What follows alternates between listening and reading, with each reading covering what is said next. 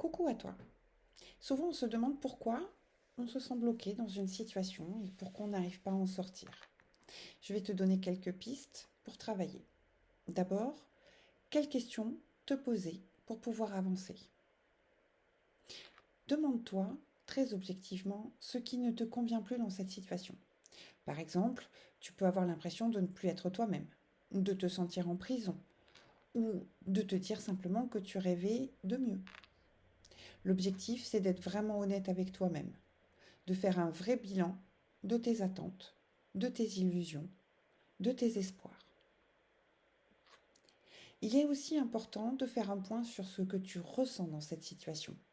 Tu fais un peu le point avec tes émotions. Qu'est-ce que je ressens? De l'impuissance, de la colère, de l'injustice, de la tristesse, de la honte? Fais bien le point de ce que tu ressens. Après, une fois que tu as bien compris ça, il est important de comprendre à quoi te renvoient ces émotions. Peut-être as-tu déjà vécu une autre situation dans laquelle tu as ressenti ces mêmes émotions. Donc tu te poses ces questions. Quand est-ce que j'ai déjà ressenti ces émotions? Dans quelles circonstances?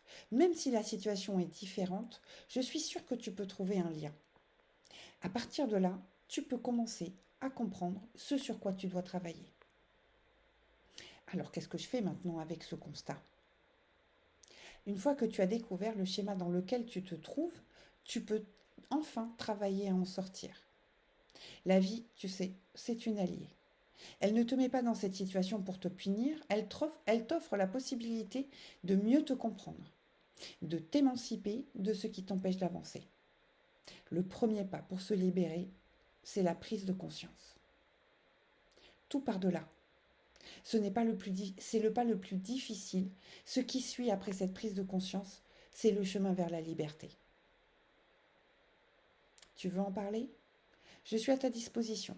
Contacte-moi en message privé